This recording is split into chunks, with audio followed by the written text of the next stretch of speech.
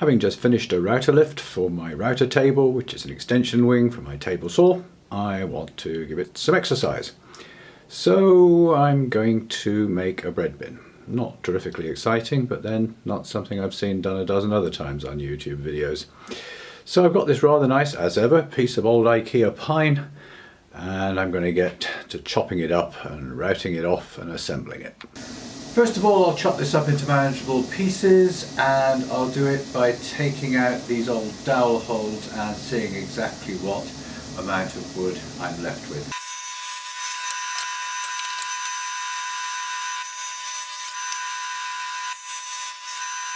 I'm going to do the sides first, so I need two pieces 31 centimeters long. And now the back piece at 41 centimeters, and the top is at 37.5. And the lid of this bread bin is at the front and is just a half kerf shorter than the top. The two sides and the back are going to be 21 centimeters tall, so I'm going to take off these rounded edges here. One of the things you need to be careful about is where the constituent boards are. A piece of wood like this, of course, isn't a single board. That would not be an efficient way to use a tree. It's made up of several boards glued together, and when you're making a cut like this, you want to be careful to avoid having a tiny bit of one board. So my 21 centimeters will just about include, if I make it carefully, all of that board and all of that board.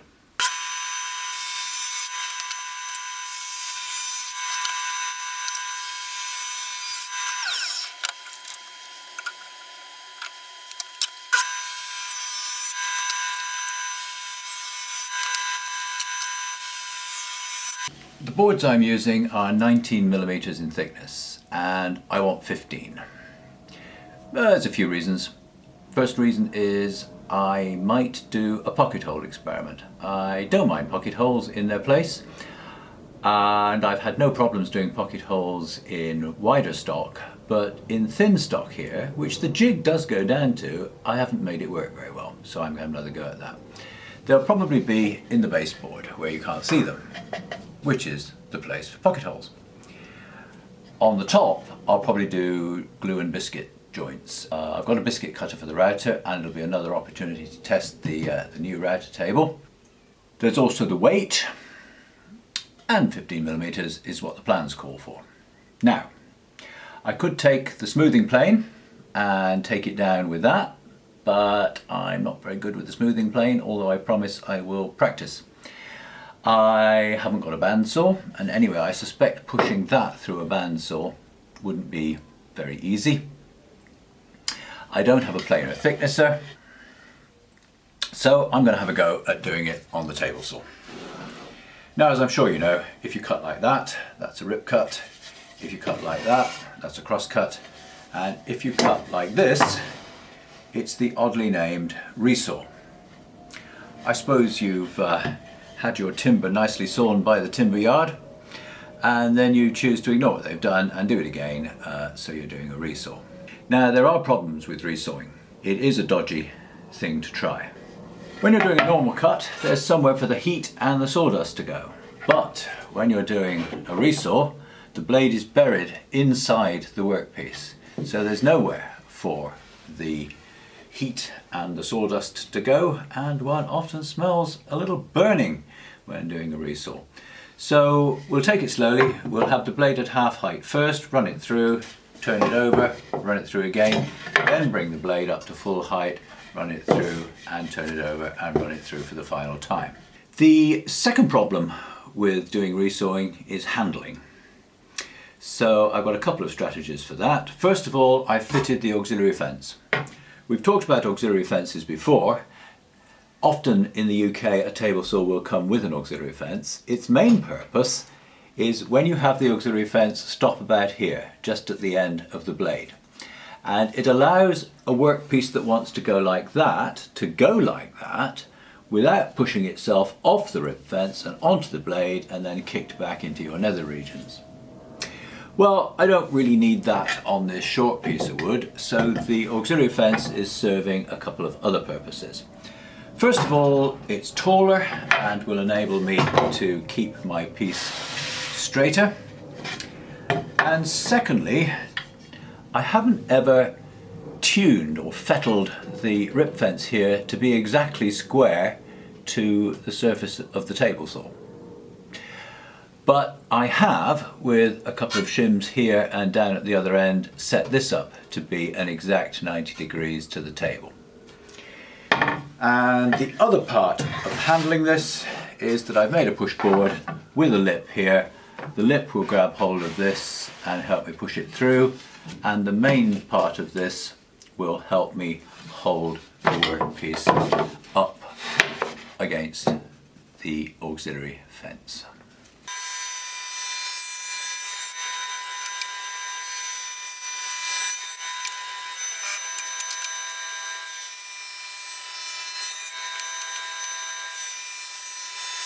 So now I get to practice a little bit of smoothing with a hand plane, bench plane, on the bit that I couldn't catch in the middle.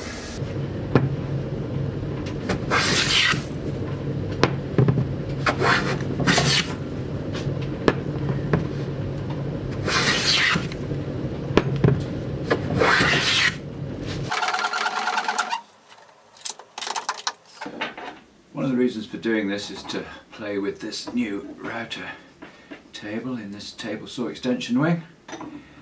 So I'm putting back the round over bit, the small one, and that's the one I'm going to play with.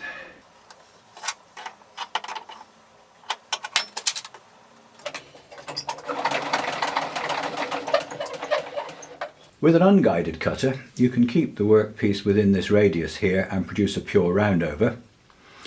But if you engage more of the cutter by raising it up in the table and by moving the fence, you can bring the corners of the cutter into play and produce a shape known as an ovolo.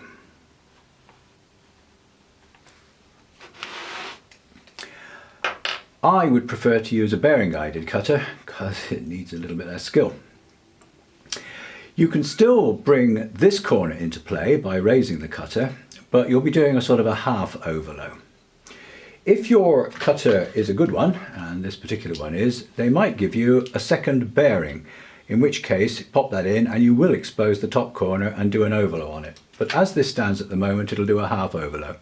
So what I want to do is run the workpiece through, turn the workpiece over and run it through again, and produce a nosing. Well, a bit more even than that. Well, that didn't quite work as I'd hoped. Using the smallest round over bit, the arcs don't meet, so there's not much of a round.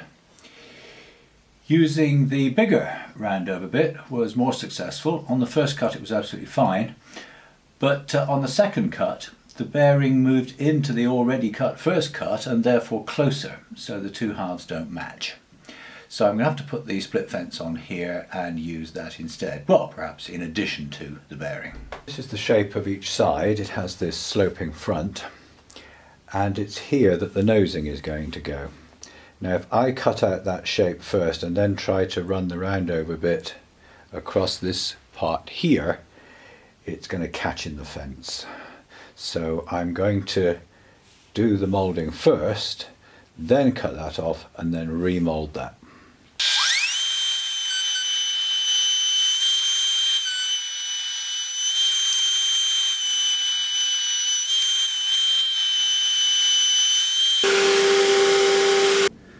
So I've already made this cut here on the router to give me my best chance of a nice straight section here. And now the time has come to cut off the sloping front, which doesn't go down to the corner here. So I have my variable mitre gauge here, and I'm going to be clamping that to the fence. But the question is whether to arrange this like that with a stop block there, in which case I have to watch when the saw blade exits the top will be leaving the wood, but the bottom will be much closer, and I don't want it going into the end of the mitre gauge here. The alternative, I suppose, is to clamp it like that, but I feel there's a risk of that slipping. So I'm going to go for clamping it like that.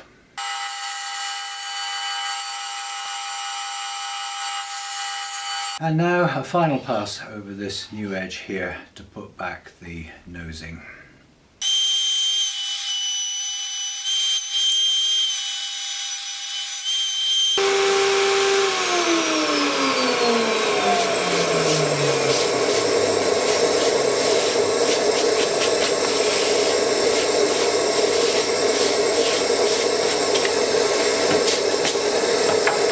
Well, one of the purposes of all of this was to try out the new table, and I'm quite pleased. It's much easier to keep that down flat and not rocking across a wobbly plastic plate with bumps in it and rings that stick up. That's very nice and even. The next thing to do is to join these corners here. I remember some fancy techniques from floor skirting boards of scribing, but I think that applies to internal angles where the rear face is hidden, which is not the case here. So I think a plain old mitre joint here is the answer. It will be long grain to long grain, which is why one doesn't like mitre joints. However, there is a top that sits in here, and there's a base as well, and those will help keep the back and sides together. So, mitre joint it is. This is the inclinometer from the earlier video, just checking the angle of the saw with this new blade in there. I don't yet have a nice cross-cut sled with a 45-degree kerf in it, so I'm using this rather rougher half sled that I use for large boards. It's not as true as the good one, so I've got a couple of paper shims in here. The next experiment is using biscuits. I've got a biscuit cutter in here. One of the problems with the old domed insert plate in the old router table was the workpiece rocking up and down as it passed over the cutter would mean that the biscuit didn't fit snugly in the biscuit pocket. And one of the main purposes of using biscuits is lining things up. They don't add a great deal of strength, although in this case there's going to be some end grain, so the glue isn't going to hold onto here particularly strongly, so the biscuit will be giving a slightly better glue surface, so it'll be doing two jobs. But the main job on a lot of situations is to help you line up the parts when you've got an awkward clamping job. So I've marked up where the pockets are. I've put a couple of stop blocks for the particular number 10 biscuit I'll be using, and let's see what we get.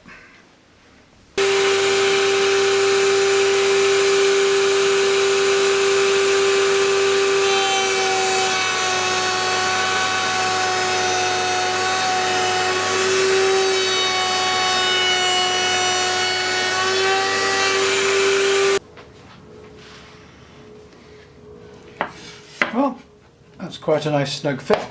Certainly much better than it used to be. Although one tip I've read, which I didn't know when I first tried this, is if you leave these biscuits out, being made of an absorbent wood, beech I think it is, just like they will in a much greater sense from the wood glue's water, they will expand a bit from the humidity in the atmosphere and grip in there slightly better than fresh out of the packet. That's a fresh one, and that's one that's been out an hour. Maybe a difference. Could be imagining that though. Well, the battery's run out on the sander, thank goodness, giving me a welcome break and a moment to describe not quite the finishing touches, but nearly the last. I've put a slope on this front here, oh I haven't sanded that yet, to match this angle. This is going to be the lid, and I've also put a slope on here, again to match that angle. I've put a couple of roundovers on the lip at the front here, not stepped like these, but just plain old roundovers top and bottom to give just a pure nosing shape. And I have to do the same on this edge here, a couple of roundovers to give that a matching profile to that. I've also put the biscuits in the last piece that will be joined with biscuits. This is the back, which will be going in there like that.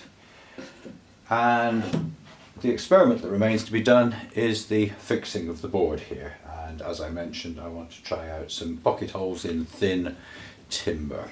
This swing bench was made with pocket hole joinery and some exterior glue. Now, pocket holes. Let's go over to the bench. If you've seen more than a couple of YouTube woodworking videos, then you've come across pocket hole joinery. It involves using a stepped drill bit which drills a counterboard hole with a pilot hole. And typically you use a jig to get the slope correct. So what you end up with is a hole like this and a panhead screw like this goes in there and through the pilot hole and into the other piece. And the screws come in a variety of lengths and finishes. This is a much longer exterior screw, like was used on that garden bench. Now, if you've come across pocket hole joinery, you've also probably come across pocket hole joinery controversy. There are some people who seem to use it for everything, and some people who wouldn't give it house room. Me, I think it's useful in its place. And its place is when you can hide the pockets. Now, the garden bench obviously used some fairly meaty bits of timber. In the bread bin, there's a much thinner piece of timber. And I've tried thin timber before with pocket holes, and it didn't work out so well. The jig goes down to 12 millimeters. It says here and here. But when I tried it on some half-inch 12mm stock, it didn't work out so well. Now, one of the problems was getting the settings correct. You've got three parameters you can vary. You can vary the height of this block, which will affect the point at which the pocket enters the piece with the pocket. You can also vary where this collar is, and that will vary how far down the pocket goes. If that were set to 19, then you would put your drill bit in there, loosen the collar and set the end of the counterbore to 19. Except that's really one parameter, because as far as I know, that always matches that. So the other parameter you can vary we've already looked at, which is the length of the screw. Now, it's not difficult finding out what two settings to use for screw and depth here when your two pieces are the same, but when your two pieces are dissimilar, which was the case with my earlier half-inch project, it's difficult to find the settings. In common with a lot of things these days, it seems as though the manual is getting thinner and thinner over the years, and you can't even get the full manual on the website. But rummaging around on the web, you come across this chart, so at some point the information must have been in a manual somewhere. And this chart gives you the settings to use when you've got dissimilar pieces of wood. So here's the side that's going to take the pocket hole, here's the side that accepts the screw from the pocket hole, and if, for example, you were connecting half-inch timber to 1-inch timber, here it gives you that you want your half-inch jig setting and you want to use 1.5-inch screws. Excellent. If you can't find that, go to the website that's referenced in the description below and I'll make a download of that available. This is the underside of the base, so let's make some pocket holes around the edge at the back here and at the two sides. We want the good side facing over there. And you don't have to be super careful where you place the holes, just being reasonably even.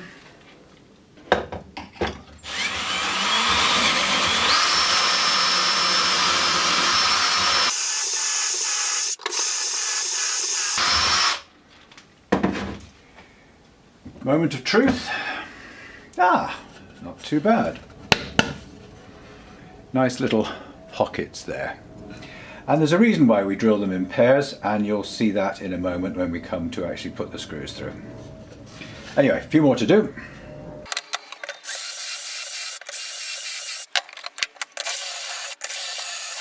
Now that was 15mm. The jig actually goes down to 12mm, or I imagine in its original American incarnation, 1/2 inch. So I've got myself some 1/2 inch board and set everything up again and had a go at that, and it's not quite so successful. The pockets aren't really pockets anymore, and you can see the heads of the screws just sitting right at the bottom of a completely open hole. So it's holding the pieces together, and you would normally use this with glue as well anyway. So I'm sure it would hold, but it's even uglier than your average pocket screw. I've been pondering how to do the hinge.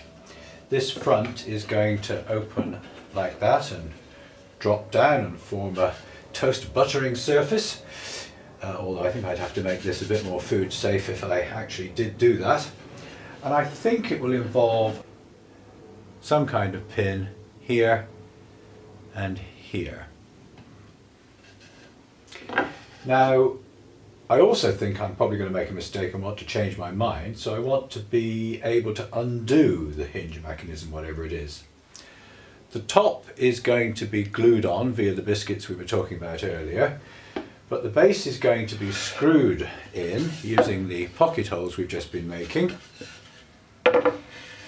So I will have the option to take the screws out of the base and open up this gap just a little bit if necessary, enough to get a hacksaw blade in and cut the pin here if I want to do something else. So I've come up with a cunning ploy, I think.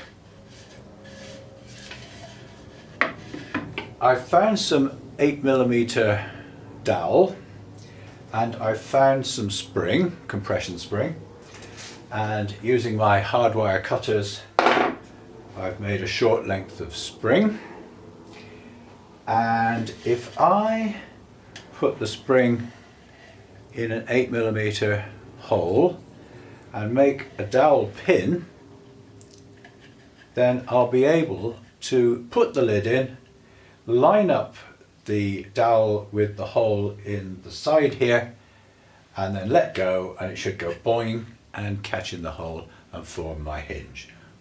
One of the crucial things when you're using pocket hole joinery is clamping. When the screw goes through here, it's going to want to push the two pieces apart, and of course that negates the whole point of the thing.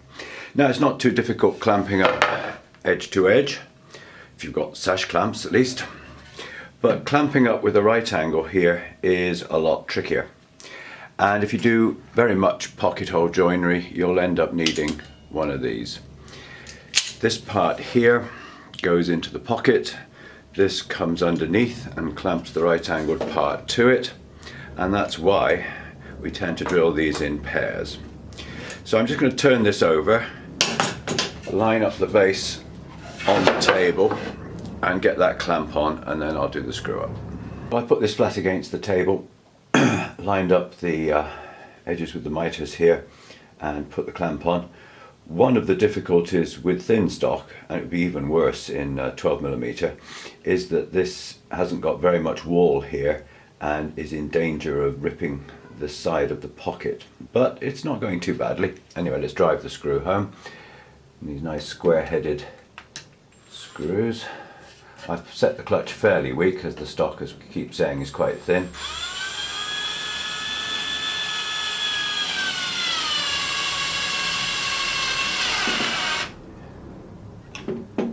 And I don't think I'll wait for the clutch. And that's nice, stayed where it is. I have the base, the sides and the back dry assembled. I'm going to pop this side back off again and glue up this miter first. Miters are so darned awkward, I'm going to do them one at a time.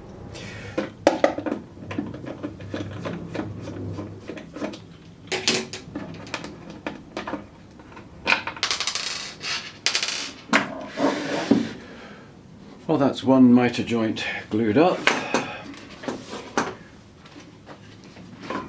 Next, I'm going to glue the top to this side and the back, which is where most of the strength and rigidity will come from. And then finally the last mitre and this edge here.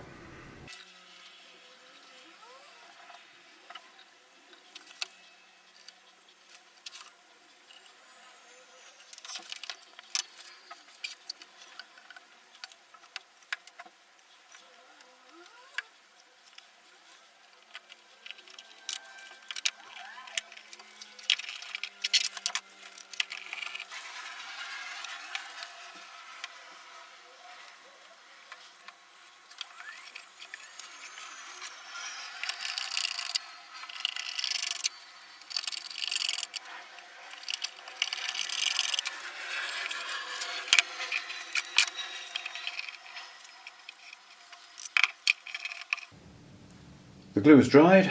I've put another coat of Danish oil on, and the final and somewhat irrevocable step is to spring in these hinge pins.